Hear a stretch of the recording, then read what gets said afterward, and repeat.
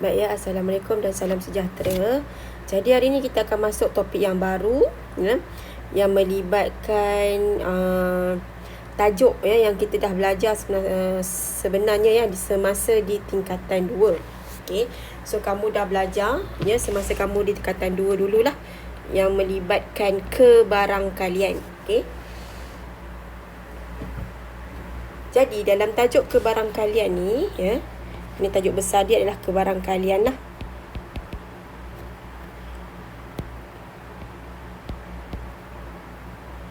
Okey. Kebarangkalian yang melibatkan peristiwa yang bergabung. Okey. Jadi kita sebenarnya dah belajar dah kebarangkalian ni semasa tingkatan 2 kan. Baik. So untuk tingkatan 4 ni kita akan lihat kepada peristiwa bergabung. Okay. So peristiwa ni merupakan event ya. Kalau dalam bahasa Inggeris ni kita sebut dalam event. Baik. So dekat sini kita tengok ya dalam buku teks. Okay, standard pembelajaran kita hari ini adalah ya kita nak memperihalkan peristiwa bergabung dan menyenaraikan peristiwa bergabung yang mungkin. Okey. So dekat sini kita tengok apakah yang dimaksudkan dengan peristiwa bergabung. Okey. Jadi dekat sini dalam kehidupan seharian kita perlu membuat banyak keputusan berdasarkan ketidakpastian. Okey, contohnya kita banyak yang membuat keputusan pemilihan. Ya, contohnya macam kamulah. Ya, sama ada dulu nak masuk kelas kelas sains ke ataupun kelas yang mengambil akaun ke, kan? Ataupun kita nak memilih produk yang akan dijual pada hari kantin ke. Itu semua melibatkan kebarangkalian. Okey. Jadi keputusan ini dia akan melibatkan risiko ya, dan kita perlu menilai risiko tersebut lah. Jadi ya, apabila kita nak menilai risiko tersebut, okey, kita kena melakukan satu proses, okey, di mana proses ini adalah untuk membuat keputusan. Jadi peristiwa bergabung ini adalah gabungan ya, dua atau lebih peristiwa dengan satu kesudahan. Macam kamu katakan sebelum kamu nak masuk kelas 4A, kamu dalam pilihan sama ada nak pergi kelas sains ataupun nak pergi kelas akaun. So akhirnya kamu akan buat satu kesudahan. Maksudnya kamu akan pilih decide satu. Maksudnya kamu nak masuk kelas A. Macam itulah. Okey. Jadi contoh ya, kat sini peristiwa bergabung ialah gabungan dua atau lebih peristiwa dalam satu kesudahan. Okey, contohnya kesudahan yang mungkin bagi dua murid yang sedang bermain gunting batu kertas. Yang ini. Kalau kata tengok cerita Korea, cerita Running Man, memang ada lah. Ya, macam nak main tu yang gunting batu kertas tu. So gabungan gunting batu kertas ini adalah sama ada kita akan dapat antara dua orang yang main tu ya, gunting batu, gunting kertas, gunting-gunting, batu gunting, batu kertas, batu-batu, kertas gunting, kertas batu dan juga kertas. So yang berwarna kuning ini adalah merupakan peristiwa bergabung yang terhasil daripada satu atau lebih eksperimen. Okey. Jadi dekat sini dia bagi juga info kat kita bahawa kesudahan bagi satu peristiwa bergabung boleh diwakilkan dengan pasangan tertib. Macam gitu. Okey. Baik. Jadi kalau kita nak mencari satu peristiwa yang bergabung, okey, kita akan wakilkanlah yang kesemua sekali, maksudnya sampel yang semua sekali ya, kita tulis dia sebagai NS. NS, number of sample. Okey. Dan sama dengan number of A ni adalah kita punya eksperimen lah yang kita buat tadi. Okey, sama ada kita nak peristiwa tu, event yang kita buat tadi lah, sama ada batu ke, gunting ke, kertas ke, dan kita akan darabkan dengan satu lagi peristiwa yang lain. Sebab kita melibatkan dua peristiwa kan. Jadi kalau kita tengok ya, penerangan dekat sini dia kata NS adalah jumlah bilangan kesudahan yang mungkin, di mana NA dan NB masing-masing mewakili bilangan kesudahan bagi peristiwa A dan juga peristiwa B. Okey, seperti contoh diberi pada kita ni lah. Tulis ruang sampel ya, tulis ruang sampel means NS lah, the number of space. Okey, ruang sampel bagi peristiwa bergabung yang di bawah. Ingat ya, bergabung mesti melibatkan dua. Jadi dekat sini dia kata 5 keping kad yang berlabel, okey, kad itu berlabel TEKUN, dimasukkan ke dalam sebuah kotak dan 2 keping kad dikeluarkan dari kotak itu secara rawak satu demi satu tanpa pemulangan. Maksudnya bila kad ini berada dalam satu kotak, kita keluarkan dia dengan cara kita tak balik, kita tak pulangkan balik kad itu ke dalam kotak itu. Okey, contoh dia macam inilah. Okey, katakan ini adalah kotak. Okey, kotak tersebut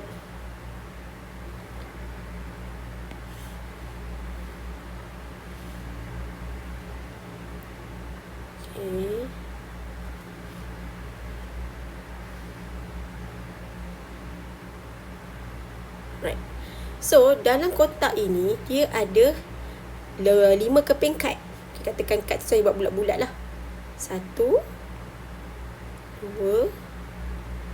3 4 5. So, kad-kad ini adalah terdiri daripada huruf T, E, K, U, N. Okey, katakan ya kita keluarkan satu kad. Katakan kita ambil lah secara rawak dalam kotak ini, kita keluarkan satu kad. Katakan bila kita ambil keluar, kita dapatlah kad yang berhuruf kenapa ini macam ni? Sorry. Okey, kad itu huruf dia yang kita dapat adalah huruf, katakan huruf T. Okey, kita dah keluar huruf T. Jadi bila kita dah keluar huruf T, maksudnya dah tak ada T dah dalam tu. Yang hijau tu, yang kuning ni kita dah keluar. Jadi apa yang tinggal? So yang tinggal sama ada E, K, U dan juga N. Okey, katakan kita nak ambil lagi satu. Okey, kita keluarkan satu lagi. Kita keluarkan satu lagi kad. Okey, takut terjadi pula. Kita keluarkan satu lagi kad. Mana-mana kad.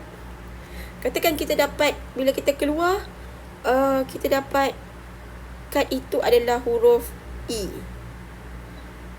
Okey. So, kita dapat huruf E.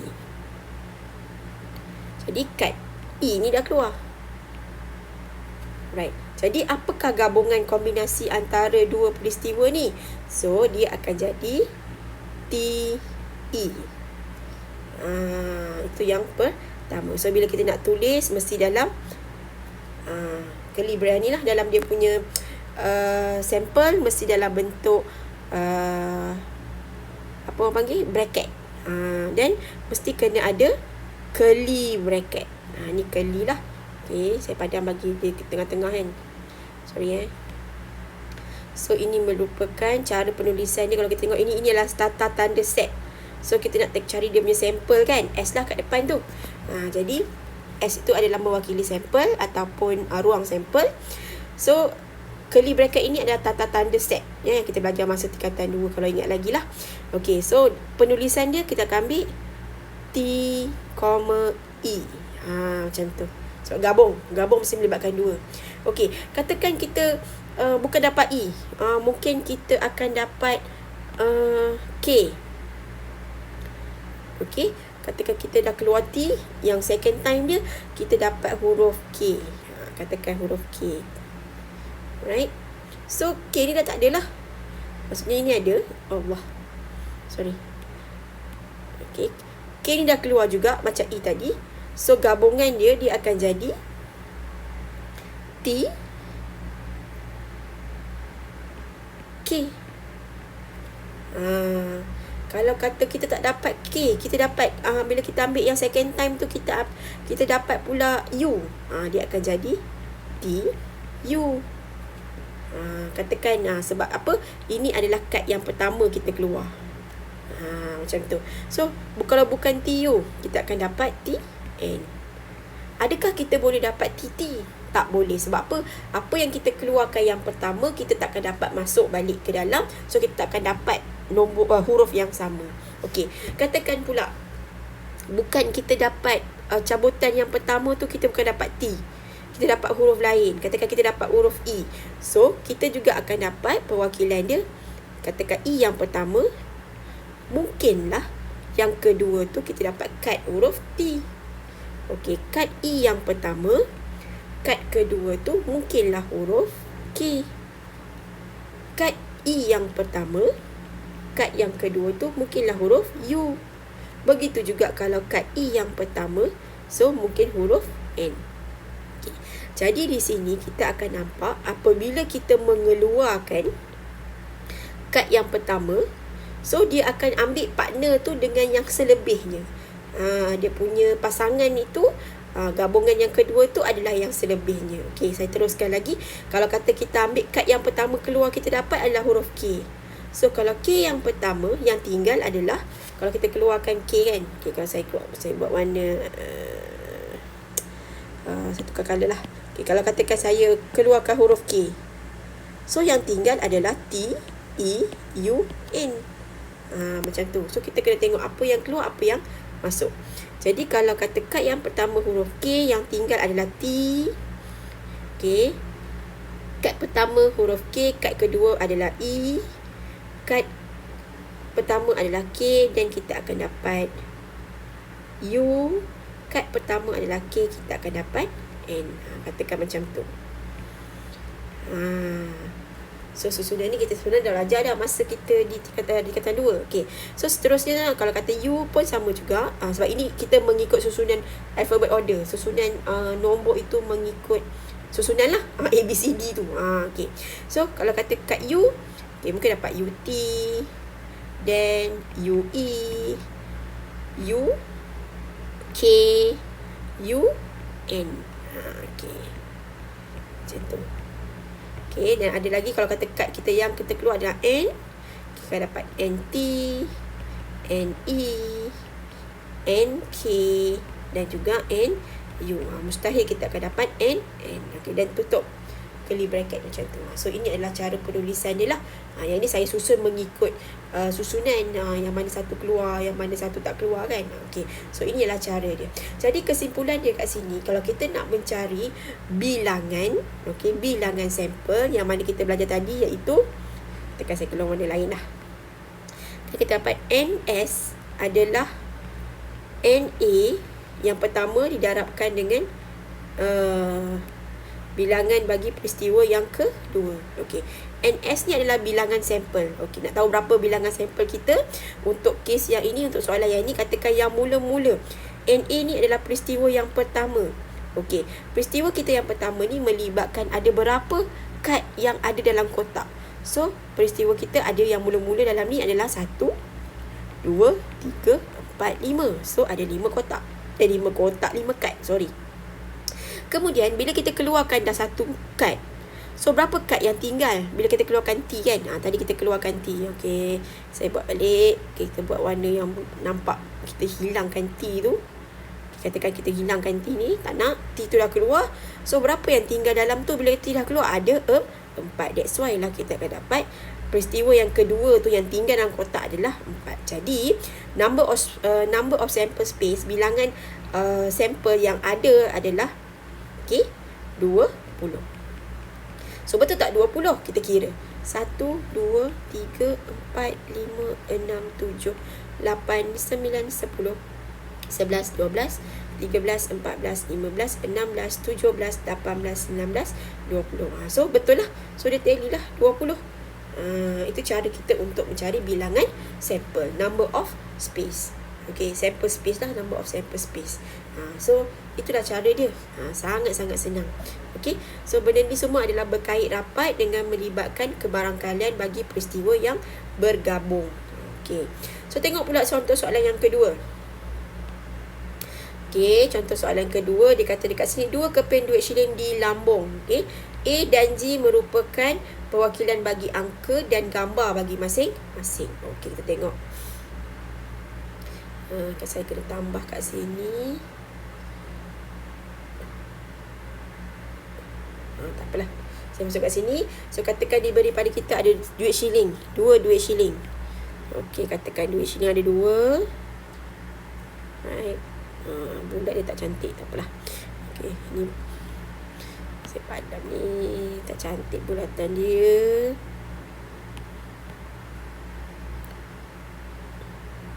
Okay.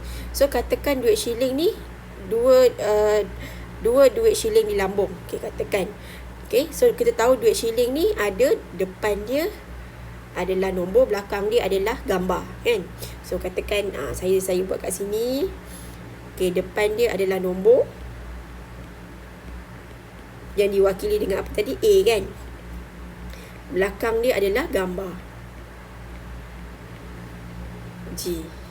Okey, katakan ni duit shilling 5 sen. Okey, so belakang 5 sen tu gambar apa? Saya pun tak ingat dah gambar apa kat 5 sen belakang tu. Katakan ada gambar wow tu, kan? Wow kot, saya pun tak ingat dah. Okey, so katakan gambar itu yang menunjukkan duit shilling tu lah. Right. So dekat depan adalah nombor. Okey, depan adalah nombor, belakang dia adalah gambar. Katakan sini dia bagi kita duit shilling 10 sen. Sama juga, okey, nombor yang kita wakilkan dengan A dan juga gambar. Okey, yang diwakilkan dengan G. Right. So ini adalah depan, ini adalah belakang. Okey, tengok balik soalan tadi. Right, kat sini dia kata 2 duit shilling di lambung. Okey, dan kita nak cari apakah gabungan bagi peristiwa bergabung tersebut lah. Right. So katakan kita toss dulu, kita lambung duit shilling ni serentak. Kemungkinan kita tahu asalnya mesti ada A, mesti ada G. Okey, katakan ni duit 5 sen. Okey, ni duit 5 sen. Okey, duit 5 sen. Right. Ada A, ada G. Okey, so duit 10 sen pun sama juga. Okey, ada A, ada G. Katakan duit kita lambung dulu. Okey, kita lambung dulu bagi duit 5 sen. Katakan kita dapat A. Okey, so kita dapat A. Dan yang kedua ni kita lambung pula duit 10 sen. Okey, kita lambung duit 10 sen. 10 sen.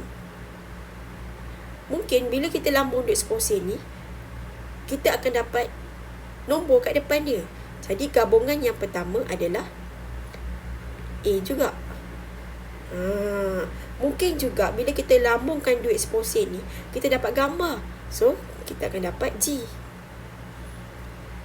Okey, jadi apa kesudahan yang kita dapat? So kita akan dapat A. Okey, yang ini A, G. Right, angka dan gambar. So kalau G pula, kalau kata kita lambung duit shilling 5 sen, kita dapat gambar. Okey, kita dapat gambar. Katakan duit 10 sen, kita lambung. So kita dapat angka. So kita dapat A. Mungkin juga kita akan dapat G. Jadi gabungan dia kita akan dapat sama ada G A ataupun G G. Jadi kesedaran yang mungkin bagi lambungan 2 duit shilling ini adalah AA, AG,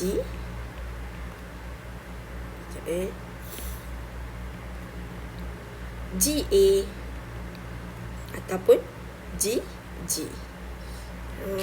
Nampak? Okay, kita akan dapat yang itulah. Kenapa kita boleh dapat 2 yang sama? Tadi kita tak dapat 2 yang sama, kan? Yang macam ni kita dapat 2 yang sama, 2 huruf yang sama. Sebab apa? Sebab 2 benda yang berbeza. Shilling 50 sen, shilling 10 sen. Ataupun dia tak ada melibatkan benda tu dalam satu kumpulan. Dia berasingan. So bila berasingan, kita akan dapat 2 nilai yang sama. Okey. So yang pertama, nak cari bilangan sampel dia. Okey, asalnya adalah 1. Katakan duit shilling 50 sen tadi, kan? So kita tahu duit 50 sen ni tadi, ni 50 sen yang ini. Okey, dia ada nombor dan dia ada gambar. So peristiwa yang pertama ni ada berapa jenis? Ada 2. So 2 lah. NA dia ada 2. Okey. Darab dengan NS. So kita punya eksperimen yang kedua melibatkan duit shilling yang 10 sen. So sama juga. Okey, ada nombor, ada gambar. So ada berapa dia punya peristiwa? So ada peristiwa dia ada 2. So NB dia ada juga 2. Jadi bilangan sampel kita adalah 2 darab 2 sama dengan 4. betul ke 4 ni? Okey, kita check. 1, 2, 3, 4. So betul lah. Ya, number of sample space kita adalah 4. Macam tu. Okey, so saya rasa hari ni ini sajalah yang kita nak buat dulu. Right? Sangat-sangat mudah, kita buat yang ini dulu dan kita akan lihatlah soalan yang berkaitan yang saya akan bagi pada kamu nanti. Okey, so itu saja untuk hari ini. Sekian, terima kasih.